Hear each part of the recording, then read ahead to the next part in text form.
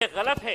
मैं समझता हूं कि उस वक्त जब यह फैसला लिया गया था तो इस सदन के अंदर बैठे हुए जितने भी लोग थे बड़े जोरदार तरीके से तालियां बजाए थे। आज मैं ये पूछना चाहता हूं कि क्या आप में इतनी हिम्मत है कि अपने सरकार और अपने वजीर आजम से पूछे कि आपने 2016 के अंदर हमको लाइनों के अंदर खड़े किया था और ये बताया था कि इससे ये हासिल होगा, लेकिन ये हासिल नहीं हुआ। ये बजट के भाषण का हिस्सा नहीं बनेगा। इसलिए नहीं बनेगा क्योंकि उस वक्त आपने गलत लोगों को गुमराह किया था।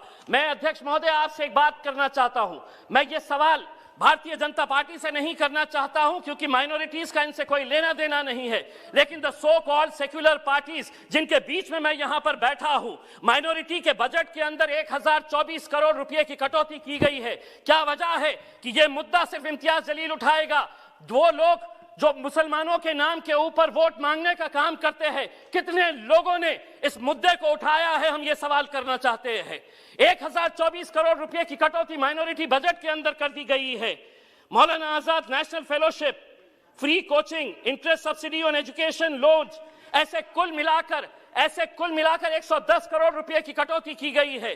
अध्यक्ष महोदय, मैं minority affairs minister Mukhtar Abbas Naqvi साहब से एक सवाल करना चाहता हूं। इसी सदन के अंदर मेरे पार्टी के अध्यक्ष असदुद्दीन अवैसी साहब ने कहा था कि मुसलमानों को हज की सब्सिडी नहीं चाहिए, यह हमारा मजहबी फरीजा है, हम अपने जेब से यह खर्चा करेंगे। लेकिन उस पैसे से आप मुसलमानों को पढ़ने के लिए स्कूल्स, कॉलेजेस, हॉस्टल्स खोलिए। मैं एक सवाल करना चाहता हूं, हज की सब्सिडी आपने बंद कर दिए है, कितने स्कूल्स, कितने कॉलेजेस और कितने हॉस्टल्स खोले गए हैं? इसका जवाब आपको देना पड़ेगा। दूसरी बात यह है कि हम ये कहते हैं, वित्त मंत्री जी, कि हम ये कहते हैं, बड़ा गर्व कहते हैं कि हमारा देश कितना आगे जा रहा है।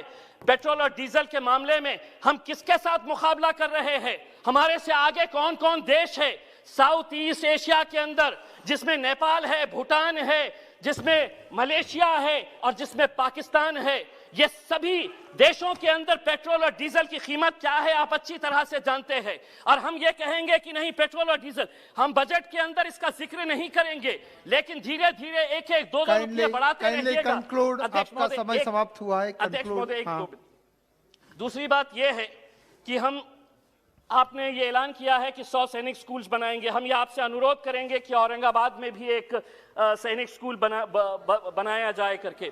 दूसरी बात यह है कि आप बैंक्स बेच रहे, आप एयर इंडिया बेच रहे, आप हर चीज बेच रहे, लेकिन आप बैंक्स अगर बेच रहे हैं तो मैं आपसे कुछ सवाल करना चाहता हूं। ये आरटीआई के अंदर आरबीआई के जरिए ये सवाल का जवाब मिला है कि पिछले कुछ सालों के अंदर 50 विलफुल डिफॉल्टर्स, जो बड़े बड़े धन्ना सेठ है, जिसके बारे में अध्यक्ष महोदय सिर्फ 1 मिनट, तो उसके लिए 68,600 करोड़ का राइट ऑफ किया गया है। एक पुणे में आरटीआई एक्टिविस्ट है विवेक वेलनकर, इसने 12 पीएसबी बैंक जो है, पब्लिक सेक्टर बैंक्स, इसका सर्वे किया, पूरे आरटीआई से डॉक्यूमेंट्स निकाले हैं और उसके अंदर यह पता चला है आपकी दौरे हुकूमत के अंदर पिछले 8 सालों के अंदर बस एक मिनट, पिछले 8 सालों के अंदर 6.32 लाख करोड़ रुपए लोन राइट ऑफ किया गया है। अब आप जवाब देते वक्त ये कहेंगे कि राइट ऑफ का मतलब ये नहीं है ये पैसा नहीं लिए, लेकिन सिर्फ महज 7%। तो कंक्लूड 1 मिनट में, हाफ ए मिनट में कंक्लूड कीजिए। महोदय, तो ये जो पैसा लोग लेकर जा रहे हैं, कौन लोग हैं जो आज दुबई में बैठकर, लंदन में बैठकर ऐश कर रहे हैं? इनके बारे में मैं सिर्फ इतना ही कहना चाहूंगा, ये जो अमीर शहर है बड़े शौक से गरीबों का हक खा जाते हैं, क्या ये रात को अपने बिस्तर पर?